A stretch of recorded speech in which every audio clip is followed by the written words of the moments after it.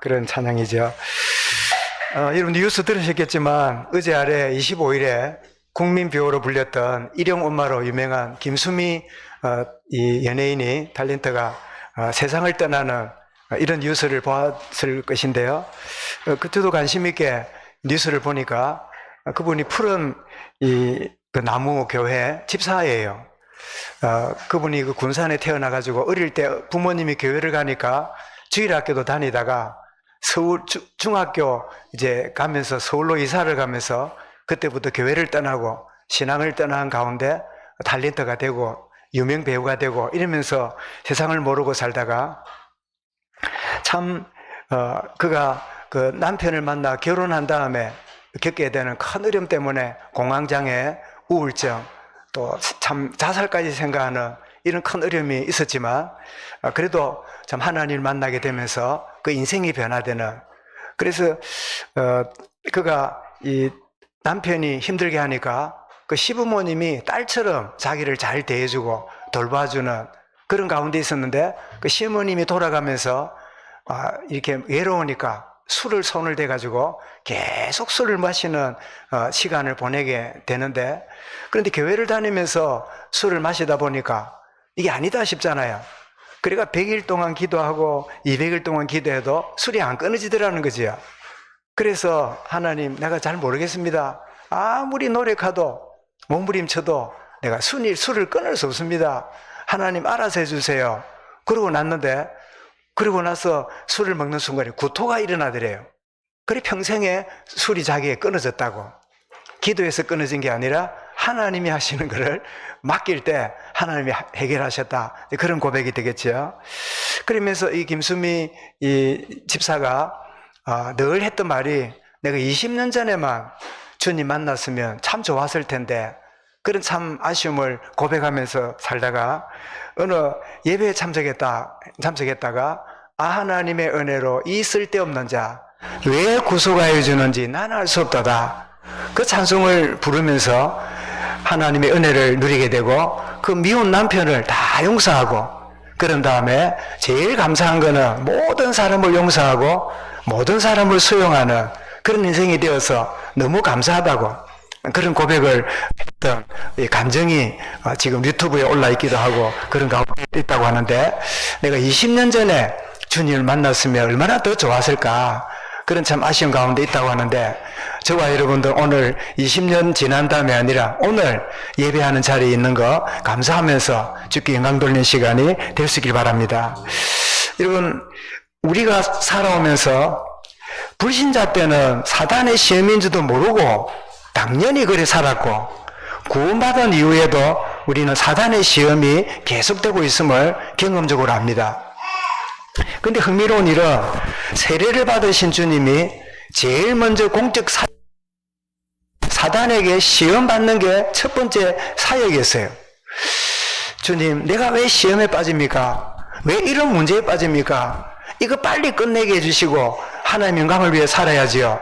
여러분, 그거는 내 생각입니다. 시험에 들고 어려움을 겪고 곤란을 겪는 거, 이게 뭐지요? 하나님이. 그래서 하나님, 이런 가운데 있는 저런 가운데 있는 내 상황에도 주님이 간섭하시고 은혜를 다하심을 누리게 해주옵소서, 이런 중심이 필요한데, 그런데 마태복음 4장에 보니까 예수님에게 시험했던 이 사단의 시험은 오늘 살아가는 우리에게 똑같은 원리로 시험하고 있음을 알게 되는데요. 제일 먼저 뭐죠? 배고픈 금식하고 있는 예수님에게 돌을 떡으로 만들어 먹어봐라. 첫 번째 시험이 뭐지요? 물질 시험이에요. 거의 대부분의 사람은요, 물질 문제에 자유하지 못해요. 늘 물질 문제에 묶여서 살아가는 참 그런 가운데 있는데, 주님 뭐라고요? 사람이 떡으로만 사는 자가 아니라 하나님 입으로 나오는 말씀으로 살 것이니라. 두 번째 시험이 뭐죠? 명예와 인정받음이 목표가 되는, 사람이 조금 먹고 살고 나면요, 누가 나를 알아주고 인정받고 어디 내가 참 칭찬받고 여기에 굉장히 목말라면서 대인관계도 나를 알아주면 연락을 자주 하고 내게 싫은 소리 하면 멀리하고 늘 자기 중심에 이런 가운데 살아가는 그런 중심으로 살아가죠. 이 성전에서 뛰어내리면 주의 천사가 네 손을 받아줄 거다. 이 명예시험. 더 나아가서 사단이 원하는 최고의 목표가 있습니다. 그 목표가 뭘까요? 그게 바로 8절 9절이죠. 네가 나에게 절을 하면, 네가 나를 경배하면 이 모든 세상 영광을 너에게 주리라. 눈에 보이는 것 때문에 보이지 않는 것을 빼앗아가는, 이게 사단의 최종 목표예요. 그래서 주님은 10절에서 뭐라 말씀합니까? 이렇게 말씀하죠. 예수께서 말씀하시되 사단아 물러가라.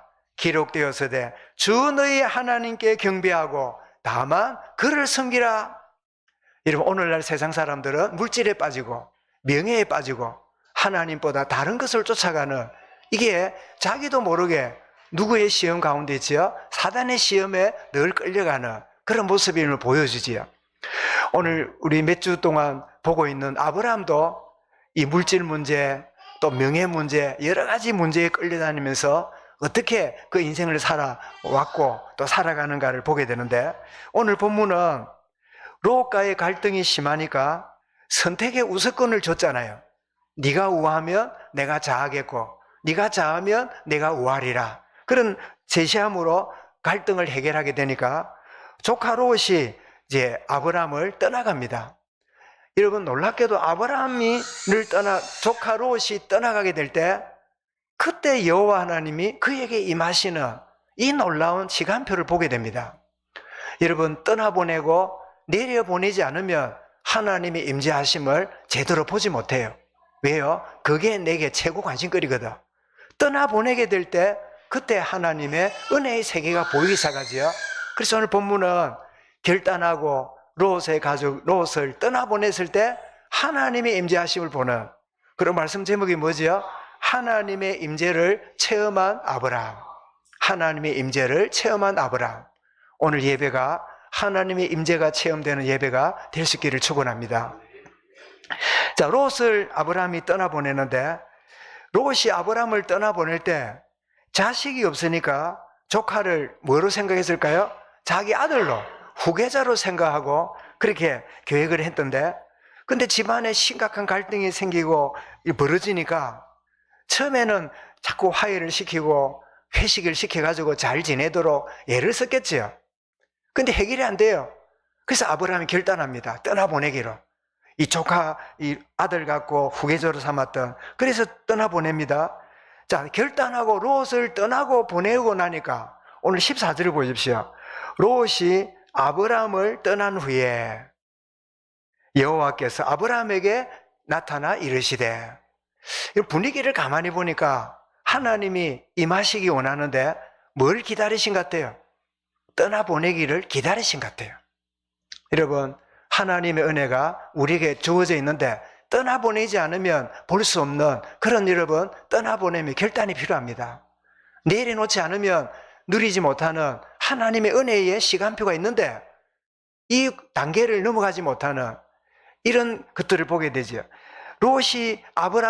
아브라함이 롯을 떠나보내기를 하나님 기다리셨다가 때가 되니까 하나님의 임재가 지금 주어지고 있는 거예요. 그래서 떠나고 내려놓는 거는 당시에 힘들잖아요. 아프잖아요. 그건 굉장히 괴로운 일이잖아요. 내가 얼마나 소중하게 여기고 얼마나 귀중하게 여기는데 그거를 떠나보내고 내려놓는다는 게 힘들잖아요.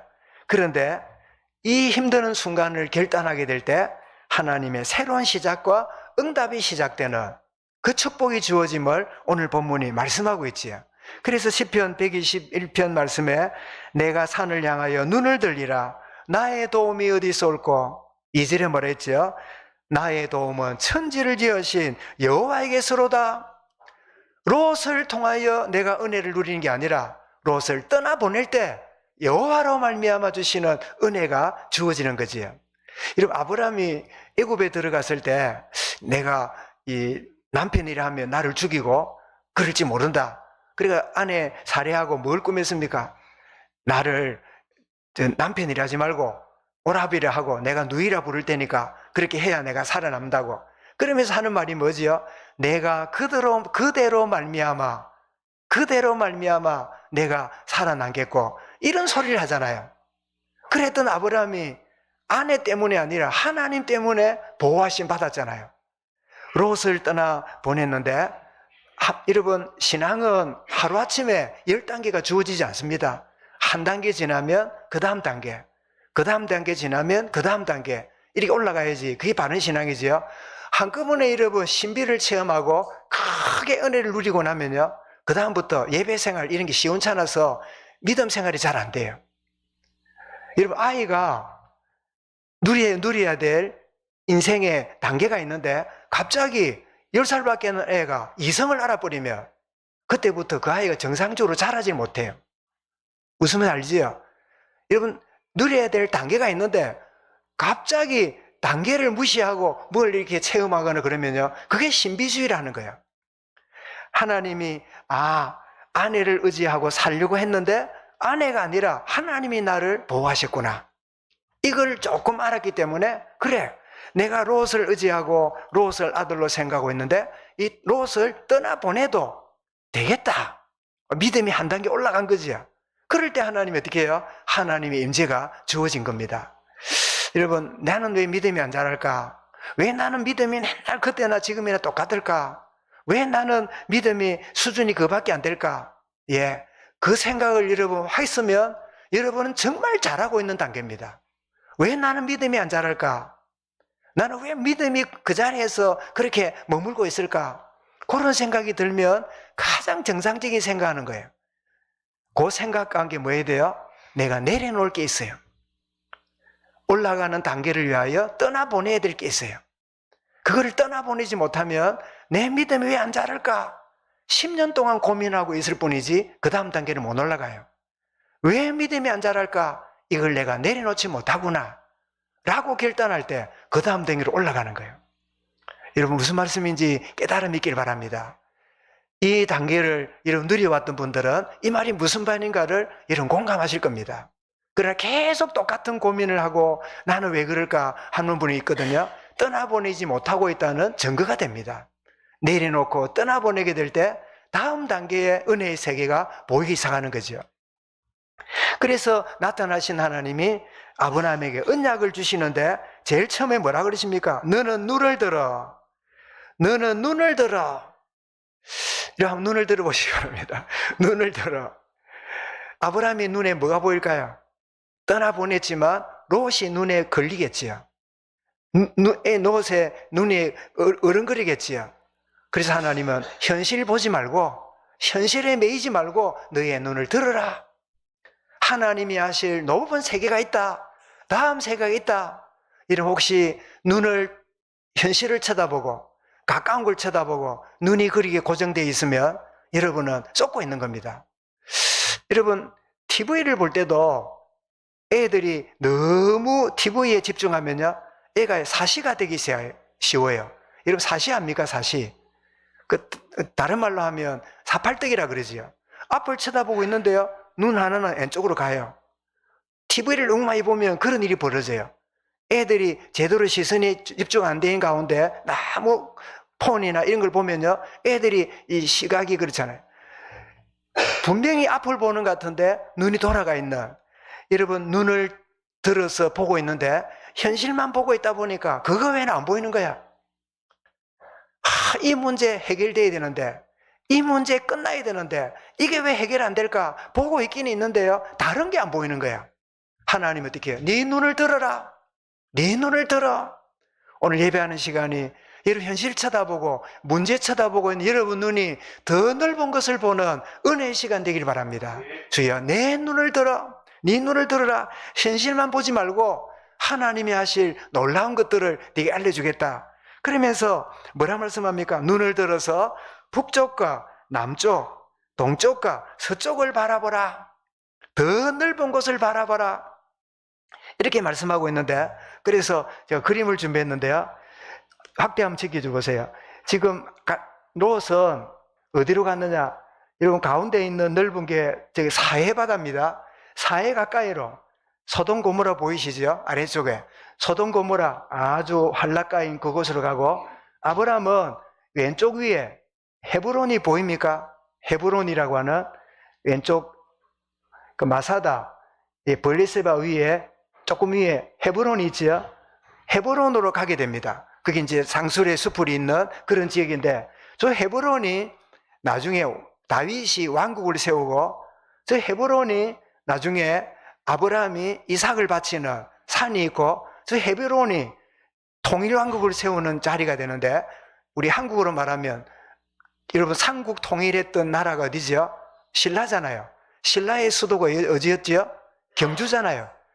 그래서 헤브론은 이스라엘의 지금 경주와 같은 처음으로 왕국이 세워진 그 자리가 헤브론인데, 그런 왕국이 세워지기 전에 뭐예요? 상수리 숲이나 있는 그저 별 볼 일 없는 광야 같은, 그래서 조카 롯은 아주 이 타락한 문화가 있는 소돔 고모라를 가고, 아브라함은 헤브론 산지를 선택해서 간 그런 걸 보게 되는데요. 다음 지도를 한번 볼까요? 다음 지도를 확대시킨 건데요. 조금 더 확대를 좀 해보세요. 지금 이제 이스라엘의 지도인데, 조금 올려야 됩니다. 좀 올려주세요. 여기 보면 역시 이 마사다라고 하는 지역은 요 노란 지역이 이스라엘 땅인데, 요 마사다 그 근처에는 이 소돔 고모라 땅이고, 유대라고 되어 있는 그 지역이 이 헤브론 지역입니다. 그러면서 그걸 보여준 다음에 동서남북을 바라보고 또 모든 주변을 바라보게 한 다음에 뭐라고 말씀합니까? 내가 너와 네 자손에게 영원히 주리라. 영원히 이 모든 걸 주리라. 그렇게 말씀하는데, 이러면 제가 왜 지도를 보여드리냐니까, 자, 아브라함이 북쪽과 남쪽 그리고 동쪽과 서쪽을 봤잖아요. 롯이 선택한 지역이 어딜까요? 아브라함에게 주셨던 북쪽과 남쪽, 동쪽과 서쪽 안에 들어있을까요? 바깥일까요? 롯이 선택한 땅도 여전히 누구한테 준다고요? 하나님, 아브라함에게 주시겠다는 거예요. 롯은 자기 땅이라고 선택해 갔는데, 하나님은 그 땅까지도 아브라함아, 너와 너의 여손에게 주리라. 억울한 일을 당해도 억울한 일 당하세요. 뺏기는 것 같아도 양보하세요. 하나님은 언약의 사람에게 그 모든 것을 내가 너의 후손에게 다 주리라. 그래서 여러분, 주님이 말씀하신 이해되잖아요. 오른밤을 때리거든 뭘 돌려대고요? 엠밤을 돌려대고, 오리를 가자 하거든 몇 리를 가고요? 10리를 가고, 속옷을 달라거든 뭘 주고요? 겉옷까지 주고. 이거는 둘 중 하나입니다. 정신이 없는 바보든지 진짜 답을 가진 사람이든지. 자주 말씀하죠. 여러분 오른쪽 뺨을 한번 만져보세요. 오른쪽 뺨을. 다 뺨이 다 있죠. 미안합니다. 제가 여러분 오른밤 때리려면 왼쪽 오른손 때려야 됩니까? 왼손으로 때려야 됩니까? 저의 왼손으로 때려야 여러분 오른밤을 때려요. 오른밤을 때리려면 상대방이 내 왼손으로 나를 때려야 돼요. 이런 대부분은 왼손잡이가 별로 없기 때문에 왼손은 약한 손이에요. 그죠? 대부분 그렇죠. 옛날에 뭐 던지기 하면 오른손은 30m 가는 왼손은 뭐예요? 던지는 그냥 땅바닥에 패대기 쳐요. 이 왼손이 제대로 안 돼. 내 손은 안 같아. 그러잖아요. 오른밤을 때리거든 그 말이에요. 상대방이 나를 약한 손으로 왼손으로 때리거든. 왼밤 돌릴 때 뭐예요? 오른손으로 세게 때리는 게 왼밤입니다. 약하게 때리느냐? 더 강한 것도 맞아도 돼. 왜요? 다 너에게 주었거든. 빼앗아가고 짓거라고 주장하고 막 이렇게 협박해도 어찌 보면 다 뺏기는 것 같고 손해보는 것 같고 억울한 것 같아도, 내가 너와 너의 후손에게 이 모든 땅을 너에게 주었노라.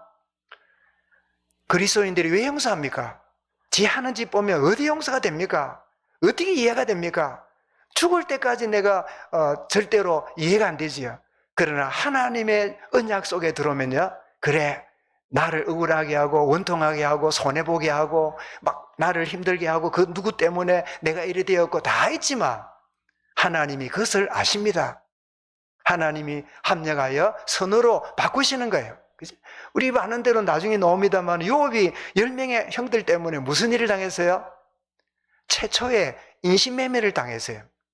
세상에 같은 치가치로 태어난 형들이 자기를 팔아먹었어요. 노예로 팔아먹었어요. 얼마나 억울한 일입니까? 기가 찰 일입니까? 그런데 여호와께서 요셉과 함께 하심으로 요셉의 눈을 들었어요. 하나님이 다 내가 뺏긴 것처럼 보이지만 요셉이 얼마나 빼앗겼는가 하면요, 채색옷 뺏겼지요, 노예 옷도 뺏겼지요, 제수복을 입고 다녔어요. 그랬는데 하나님이 어떻게 해요? 모든 애굽의 왕이 뭐랬습니까? 왕자리 외에는 다 네 거라. 네가 마음껏 하도록 해라. 그래서 온 천하를 다스리는 이런 놀라운 은혜를 주셨잖아요. 목사님, 우리도 요셉처럼 될까요? 우리 애도 요셉처럼 될까요? 그 이야기가 아닙니다. 하나님이 주시는 놀라운 비밀이 있는 거지요. 더 넓은 곳, 내가 너에게 온 땅을 내게 주리라. 그러면서 16절에 뭐라고요? 많은 소손들을 줄 건데 땅에 티끌만큼 하늘을 보아라. 하늘의 별처럼 너의 자손을 주리라. 여러분, 롯이 선택한 땅에 대한 손해 생각하지 마라. 그 땅을 내가 너와 후손에게 주리라. 그리고 자식으로 생각했느냐? 롯을 아들로 생각했느냐? 아니다. 하늘의 별처럼 내가 자녀를 주리라. 네가 롯을 잃어버려서 아쉬우냐? 바다 모래처럼 많이 주리라. 여러분, 이 배경이 이 말씀 속에 있는 거예요. 내가 손해보는 것 같고 억울한 것처럼 보이고 내가 망한 것처럼 보이지만 하나님이 모든 것을 알고 계시구나. 내가 생각하고 있는 눈을 평면만 쳐다보고 있는 나에게 먼 눈을 쳐다보고 하나님 일하고 계시구나. 그래서 그거를 어떤 화가가 그림을 그려서 제가 그린 게 아닙니다. 한번 보겠습니다. 이 보십시오. 아브라함이 뭘 보고 있습니까? 하늘의 별을 보고 있지요. 수많은 별들이 이렇게 있는데 아브라함이 손을 왜 벌려 있을까요? 하나님 감사합니다. 나는 자식 하나 없는데 하나님은 하늘의 별처럼 주리라. 여러분, 예배는 은혜의 세계는요, 아무것도 없는데 모든 걸 주신 하나님의 은혜를 감사하는 시간이에요. 내가 뭐 가진 거 없는데, 내가 형편이 이런데, 내가 몸이 이런데 무슨 은혜? 그런데 여러분, 진짜 은혜의 세계 오면요, 하나님, 나는 더 필요 없습니다. 하나님이 모든 걸 때를 따라 주신다며요. 그리고 아브라함이 밟고 있는 데는 어딜까요? 바다의 모래입니다. 저 하늘의 별처럼 바다 모래처럼 많은 것을 내가 너희에게 주리라 예비하고 있는 거지요. 그러면서 뭐라 그럽니까? 보고만 있지 말고 종과 행으로 행하여 보라. 종이 어딥니까? 종은 앞으로 오는 거지요. 행은 어딥니까? 옆으로 가는 거지요. 그래서 우리 대한민국은 남북으로 딱 되어 있는 나라라 이 동서남북에 대한 생각이 참 좋아요. 여러분이 등지고 있는 데가 어딥니까? 동쪽이에요. 앞쪽이 어딥니까? 서쪽이에요.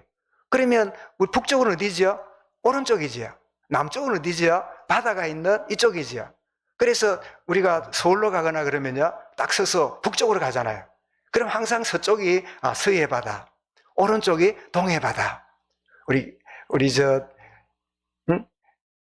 정경 집사님은 동해 이러면 시댁 생각하겠죠, 그죠? 동해 바다, 또 서해 바다, 뒤에는 남해 바다, 북해 바다는 없네요. 북한이 있으니까 이렇게 나아가잖아요. 그래서 종으로 행해봐라. 그리고 행으로 행해봐라. 여러분, 제가 미국 가기 전에는 잘 몰랐는데 미국 가면 그 길마다 길 번호가 다 붙어 있어요. 그래서 여러분, 경부선을 딱 올라가면, 경부고속도로 올라가면 위에는 빨간색이고 밑에는 청색인 방패처럼 만들어진 길 표시가 나오는데요, 경부선이 몇 번인지 아십니까? 번호가 1번입니다. 우리나라 제일 먼저 만드는 고속도로잖아요. 서울하고 그 인천하고 만든 게 경인고속도로인데 그 고속도로가 몇 번일까요? 그게 2번입니다. 그 차례인 줄 알았더니 경부고속도로는 남북길이고 홀수로 된 길은요 남북길이고 짝수로 된 길은 동서길이에요. 여러분, 동네 나가서 한번 보세요. 예를 들면 우리 있는 길이 22번 나오잖아요. 그러면 동쪽에서 서쪽으로 가는 길이에요.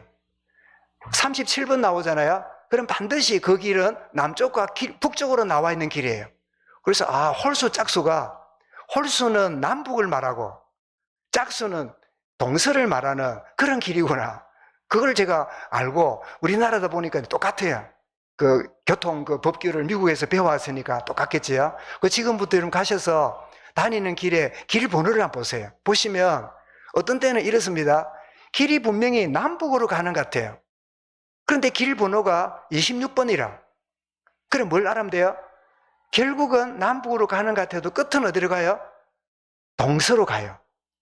결국은 출발부터 끝이 남북이 아니고 동서기 때문에 짝수가 되어 있구나 알게 되는데, 하나님이 보기만 하지 말고 뭐 하라고요? 다녀봐라. 동서남북을 다녀봐라. 여러분이 주어진 현장은 하나님이 주시는 응답의 현장입니다. 막 싫은 사람, 꼴보기 싫은 사람, 막 힘드는 자리, 힘드는 일, 여러분 그 모든 게 하나님이 주시는 언약의 현장으로 발을 밟고 다닌다. 이런 사람 저런 사람 만나고, 막 싫은 사람, 뭐 못난 사람, 뭐 까칠한 사람 다 이런 만나시기 바랍니다. 그게 하나님이 내게 주시는 응답이 되는 거예요. 내가 군별하지 말고 주신 응답 가운데 나아갈 수 있도록 은혜를 다하시도록. 여러분 나가는 게 응답의 현장이에요. 아침에 우리 최 혁재 집사가 이제 집무실 오더니, 목사님 감사합니다. 내일부터 취직이 되어서 출근합니다. 그래 뭐 하는 데냐니까 뭐 식자재 뭐 하는 그 부분인데, 매일 출퇴근을 아침 7시 갔다가 오후 4시에 퇴근한대요. 이야 시간 좋네. 그래 축하한다고 이랬는데요, 아마 일하다 보면 힘들 때 있을 거예요.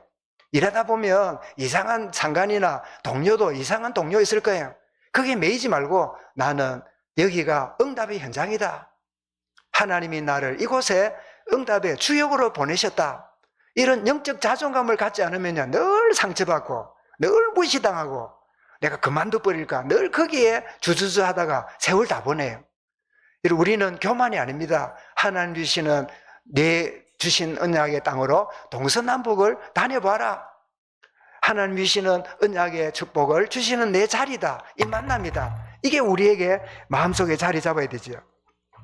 그래서 아브라함이 이제 주실 언약을 이제 확인시켜주고 이렇게 참 다시 그 말씀을 하시는데, 그게 창세기 12장에 나오는 그 말씀 그대로입니다.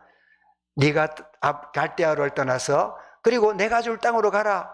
내가 너의 모든 이들에게 복의 근원이 될지라. 그 주신 12장의 내용을 이 시간에 또 이런 식으로 구체적으로 설명하는 거예요. 전에는 말만 하셨다면 지금 뭐지요? 별을 보여주고 모래를 보여주고 동서남북을 다녀보고 이런 시청각 교육으로 하나님이 그렇게 해가시는 거예요. 그래서 여러분 문제 오거든, 아이고 문제내 하지 말고 하나님이 주시는 기로들의 언약을 시청각 교육으로 확인시키시네. 그래 하나님이 내게 더 심화시키는 그런 시간이구나. 그래 심화 단계, 이 아이들 공부할 때 그런 말 있잖아요. 심화 단계로 하시는구나. 그렇게 한다면 어떤 것도 문제되지 않지요. 그래서 아브라함이 이 언약을 주신 하나님께 헤브론에서 단을 쌓는 아브라함을 보게 됩니다. 자, 상실감에 빠져있는 아브라함에게 임하신 하나님의 은혜가 그에게 주어졌지요. 거듭 약속으로 아브라함의 믿음의 눈을 여시는 그 하나님의 열심, 그 하나님의 열심을 체험하는, 내가 아니라 하나님이 손을 걷어붙이시고 나를 이끌어 가시는구나 하는 하나님의 열심을 체험하는, 그래서 마므레 수풀에, 이 헤브론에 있는 마므레 수풀에서 하나님 앞에 현실 가운데 하나님께 예배하는 복을 누리고 있음이 오늘 17절 내용이에요. 그래서 그 추가해서 그림을 한번 보겠는데요.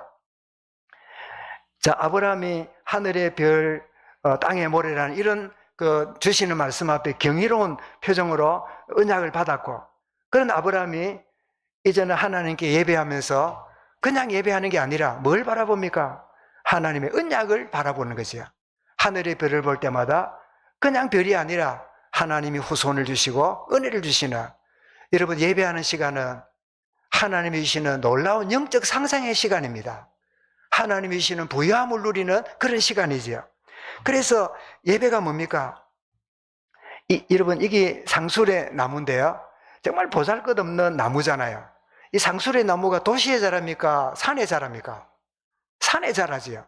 이 상술의 나무는 가로수도 못 돼요. 반듯하지 못해서 후줄근하고, 그래서 썩 좋은 나무도 아니고, 그 열매가 이제 이 상수리가 열리게 되잖아요. 자, 이 밑에 하나님께 제단을 쌓는 이 아브라함이 하늘의 별을 보고 기뻐하는, 참 믿음으로 바라보는 그런 이제 모습을 보게 되는데요. 그래서 여러분, 우리 평범한 일상 가운데 예배가 뭐지요? 초월적인 하나님의 은혜를 누리는 시간입니다. 평범한 속에 하나님의 초월적인 은혜 누리는 시간이요, 예배입니다. 예배가 그냥 드려지고 그냥 끝나는 게 아닙니다. 평범한 속에 있는 나의 시간에 하나님의 초월적인 은혜를 누리는 시간이 예배하는 시간이다. 우리의 눈이 현실을 쳐다보고 있었는데 예배하다가 눈을 들게 되고, 좁아져 있는 내 마음이 넓게 되고, 미워하고 원수 갚은 마음이요, 내 마음이 열리게 되는. 그래서 아까 말씀드렸죠. 우리 김수미 집사님이 하나님의 은혜로 일 쓸데없는 자 왜 구속하여 난 알 수 없도다, 그 찬송으로 너무 감격하면서 평생에 미워하던 남편을 향해서 얼마나 미웠던지요, 밥 안 주고 굶기 죽이고 싶더래요. 얼마나 미운 존재인지. 그런데 하나님의 은혜로 있을 땐 구원하여 왜 날 수 없도다, 그 찬송에 감격이 내니까요, 그 남편이 너무 불쌍하게 보이더래요. 그래 잘 미겨가지고 예수 믿고 천국에 만났는지 잘 모르겠는데, 그래 변화가 일어났다 안 합니까? 예배는 늘 반복하는 것 같지만 초월적인 하나님의 은혜가 있는 시간이죠. 그래서 창세기 28장 16절부터 19절에 보니까 야곱도 형 때문에 도망을 쳤잖아요. 두려워서 돌을 가지고 사막에 잠을 자는데, 그때 하나님이 사닥다리 가운데 야곱에게 임했는데, 그 사닥다리 꼭대기에서 하나님 뭐라 말씀합니까? 야곱아, 내가 너와 함께한다. 두려워하지 말라. 내가 너와 함께하리라. 반드시 너를 복주리라. 내가 반드시 돌아올 때까지 지키리라. 그때 이룬 이 야곱이 눈을 뜨고는 뭐라 그럽니까? 하나님이 여기 계시는 줄을 몰랐다. 아니 사막에 이 추운 이 늑대가 다니고 여우가 다니는 이 황량한 광야에 하나님 여기도 계시는 줄 몰랐도다. 예배가 뭐지요? 예배가 바로 우리 일상적인 삶 속에 임하는 하나님의 초월적인 은혜 누리는 게 예배라는 거예요. 그래서 결론입니다. 이러면 하나님의 임재를 체험해야 되는데, 하나님의 임재를 체험하게 되면 어떤 일이 벌어지느냐? 현실 문제로부터 자유하게 됩니다. 아이고, 남편 때문에, 애 때문에, 내 건강 때문에, 내 경제 때문에, 뭐 때문에 염려하고 있었는데, 진짜 하나님 임재를 체험하면요, 나 자유 얻었네, 너 자유 얻었네, 우리 자유 얻었네, 자유함을 누리게 돼요. 그래서 이런 사무엘하 22장 37절을 한번 보겠습니다. 시작. 내 걸음을 넓게 하셨고 내 발이 미끄러지지 아니하게 하셨나이다. 여러분, 보폭이 좁고 내가 하마터면 문제 때문에 미끄러지는 그런 존재인데, 하나님 임재를 체험하니까요, 내 발이 넓어지고 미끄러짐에서 내가 자유하게 되는. 그리고 시편 16편 8절 말씀입니다. 확인해 보겠습니다. 시작. 내가 여호와를 항상 내 앞에 모시며 그가 나의 오른쪽에 계심으로 내가 흔들리지 아니하리로다. 이런 문제 오면요, 우리 마음이 흔들리잖아요. 별 생각이 다 나잖아요. 이래 볼까 저래 볼까 하잖아요. 하나님 임재가 오면요, 흔들리지 않아요. 내 마음에 담대함이 생겨요. 죽으면 죽으리다 고백한 이유가 어디서 오는가를 알게 됩니다. 에스더가 믿음이 좋고 막 여자가 배포가 커서 그렇구나, 천만에요. 누구보다 연약하고 겁이 많은 사람일지라도 하나님 인재가 오게 되면 하나님을 내가 모시니 내가 흔들리지 아니하리로다. 죽으면 죽으리다. 그런 고백이 가능한 거지요. 그래서 현실 문제의 자유하고, 두 번째입니다. 하나님 임재를 체험하게 되면 더 넓고 다른 안목을 가지게 됩니다. 또 다른 게 보여요. 다음 단계가 보여요. 다른 사람은 그 현실 문제 때문에 막 힘들어하지만 하나님 임재가 임하게 되면 더 넓고 더 높은 안목이 열리는데요. 시편 123편 1절을 우리 확인해 보겠습니다. 시작. 하늘에 계신 주여 내 눈을 들어 주께 향하나이다. 벌써 시야가 달라졌잖아요. 지금까지는 내 관점으로, 내 경험의 눈으로 쳐다보고 해석했잖아요. 근데 주의 임재가 체험되면요, 주님의 관점으로, 주님의 마음으로 보는 그 넓은 것을 보게 된다, 그 말이죠. 세 번째입니다. 하나님 임재를 체험하면 새로운 시작과 응답으로 하나님이 나를 인도하시는구나, 여기에 대한 확신이 생깁니다. 나는 지금 이런 가운데 있고, 나는 상술의 숯불나무에 비현실적으로 힘들지만 하나님이 나를 인도해 가시는구나, 그게 대한 확신. 그래서는 시편 23편 3절을 확인해 보겠습니다. 시작. 내 영혼을 소생시키시고 자기 이름을 위하여 의의 길로 인도하시는도다. 제 마음속에 시편 23편 3절 말씀은 화인처럼 흉터처럼 내 마음에 자리 잡고 있는 말씀입니다. 저도 방황하던 청소년 때 주님 만나고 또 고등학교를 졸업하고 내 미래를 생각할 때 너무 답답해요. 어떻게 해야 될지 모르겠어요.